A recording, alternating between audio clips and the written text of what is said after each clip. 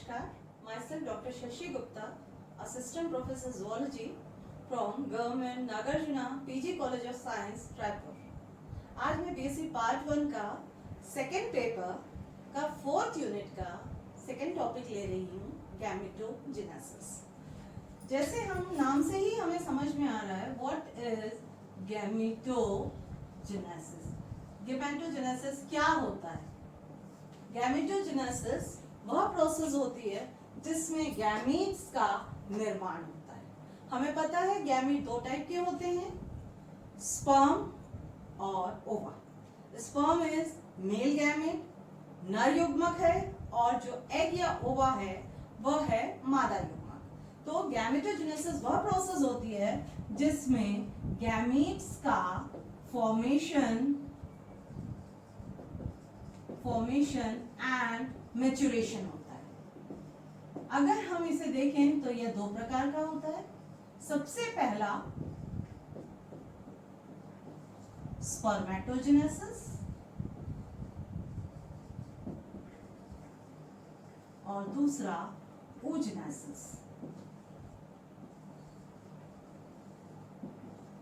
हम देख रहे हैं स्पर्मेटोजेनेसिस।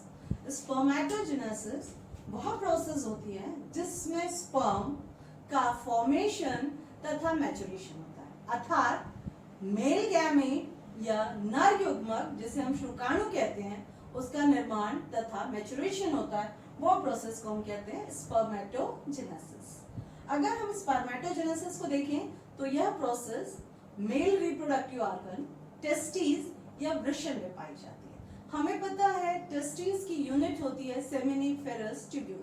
जो वृषण होता है वह बहुत सी पतली पतली नलिकाओं का बना होता है जिसे हम कहते हैं सेमिनिफेरस ट्यूब्यूल्स। अगर हम स्पर्मेटोजेनेसिस की प्रोसेस को देखें तो यह प्रोसेस जो है यह होती है टेस्टिस के सेमिनिफेरस ट्यूब्यूल घिरा होता है, लाइन होता है जर्मिनल एपिथेलियम। यह जर्मिनल एपिथेलियम उपकला होती है जिसमें विभाजन की क्षमता बहुत ज्यादा होती है, और इसके सेल्स को हम कहते हैं जर्म सेल्स या प्रीमोर्डियल जर्म सेल्स। तो स्पर्मेटोजेनेसिस जो है वह होगी सेमिनिफेरस ट्यूब्यूल के जर्म सेल्स या प्रीमोर्डियल जर्म सेल्स। हम अगर स्पर्मेटोजेनेसिस को देखें तो यह 3 फेज की बनी होती है।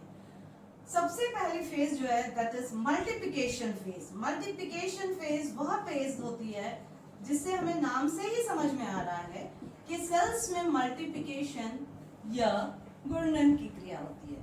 तो यह अवस्था कैसी अवस्था हुई? गुणन की अवस्था हुई। दूसरी फेज जो होती है वह होती है ग्रोथ फेज। ग्रोथ फेज वह फेज होती है जिसमें सेल में ग्रोथ या वृद्धि होती है। तीसरी फेज जो है वह होती है मैच्योरेशन फेज। मैच्योरेशन फेज वह फेज होती है जिसमें सेल मैच्योर होता है। अब हम देख रहे हैं कि किस प्रकार से स्पर्मेटोजेनेसिस की प्रोसेस होती है।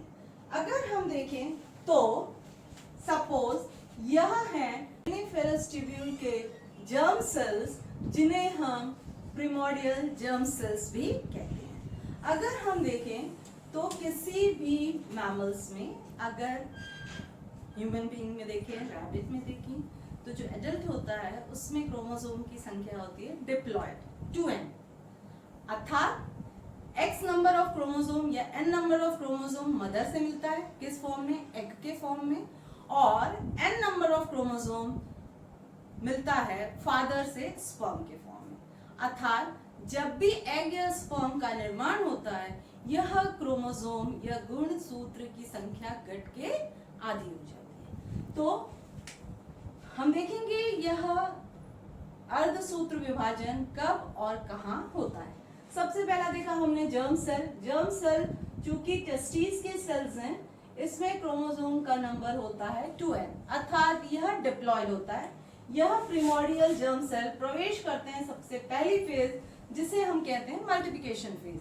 इस मल्टीप्लिकेशन फेज में यह जर्म सेल बार बार लगातार रैपिडली एंड रिपीटेडली डिवाइड होते हैं और बनाते हैं बहुत सारे सेल्स, और यह डिवीजन सिंपल माइटोसिस से होता है, समसूत्री विभाजन से होता है, जिसके कारण इसमें क्रोमोसोम का नंबर जो है वह 2n ही मेंटेन रहता है। और यह मल्टीप्लिकेशन फेज के फलस्वरूप बहुत सारे सेल्स का निर्माण होता है। यह सभी सेल्स में क्रोमोसोम का नंबर 2n होता है और इसके फलस्वरूप दैट इज फर्स्ट फेज के फलस्वरूप बनने वाले जो सेल्स हैं उन्हें हम कहते हैं स्पर्मेटोगोनिया।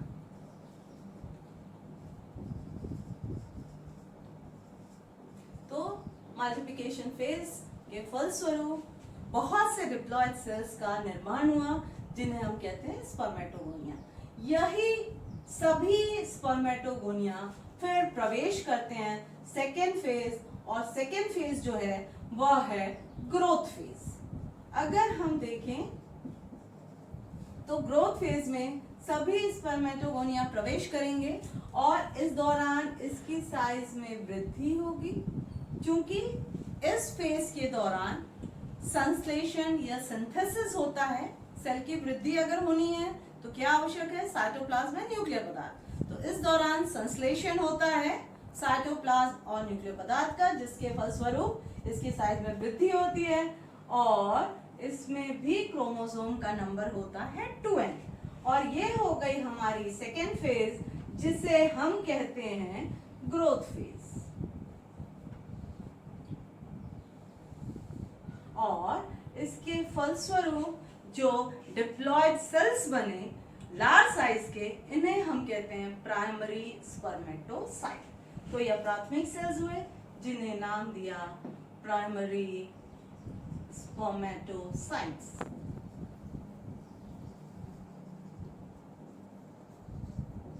तो फर्स्ट फेज अर्थात मल्टीप्लिकेशन फेज के फलस्वरूप निर्माण हुआ बहुत सारे सेल्स का, जिन्हें हमने नाम दिया स्पर्मेटोगोनिया। जबकि ग्रोथ फेज में यही सेल्स का साइज में वृद्धि हुई और इससे बनने वाली फेज जो हुई वह कहलाए प्राइमरी स्पर्मेटोसाइट। अब यह प्राइमरी स्पर्मेटोसाइट स्पर्मेटोजेनेसिस की थर्ड फेज अर्थात मैच्योरेशन फेज में प्रवेश करते हैं। यह मैच्योरेशन फेज बहुत ही इंपॉर्टेंट है, क्योंकि इसमें हमें याद रखना है इस मैच्योरेशन फेज के दौरान 2 बार डिवीजन की प्रोसेस होती है।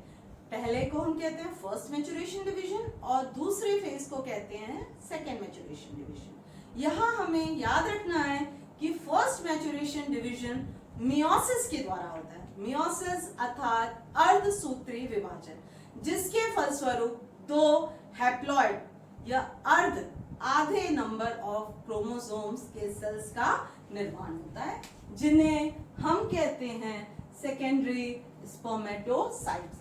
तो ये यहाँ प्रोसेस हुई फर्स्ट मैच्योरेशन डिवीजन, जो कि किसके द्वारा हुआ? मियोसिस। मियोसिस यानी अर्धसूत्री विभाजन, जिसके कारण क्रोमोसोम का नंबर घट के आधा हो गया, जिसके फलस्वरूप 2 हैप्लॉइड सेल्स का निर्माण हुआ और इन हैप्लॉइड सेल्स को हम कहेंगे सेकेंडरी स्पर्मेटोसाइट्स। तो फर्स्ट मैच्योरेशन डिवीजन जो कि मियोसिस के द्वारा हुआ, जिसके फलस्वरूप 2 सेल्स का निर्माण हुआ। यह दोनों सेल्स हैप्लॉइड हैं और इस अवस्था को हम कहते हैं सेकेंडरी स्पर्मेटोसाइट्स।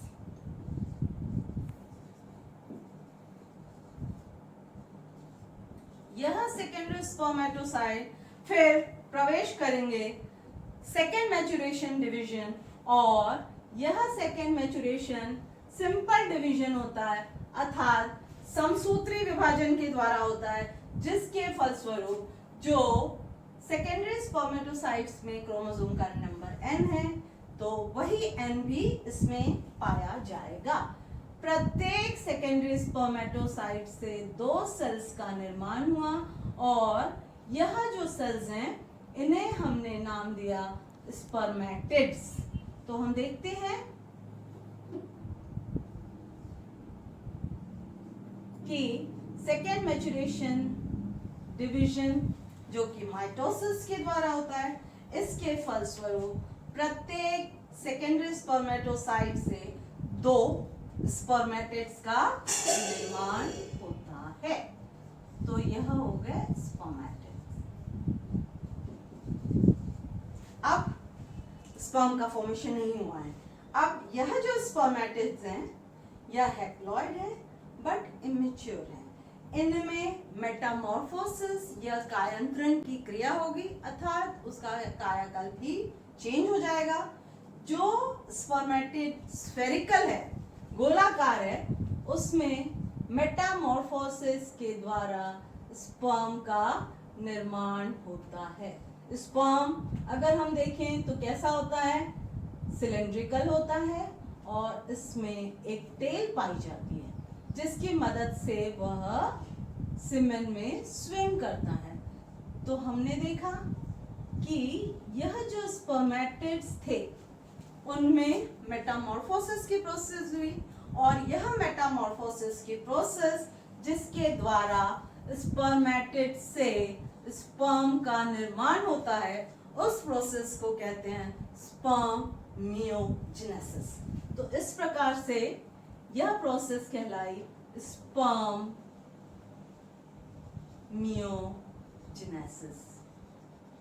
तो स्पर्मियोजेनेसिस कौन सी प्रोसेस है?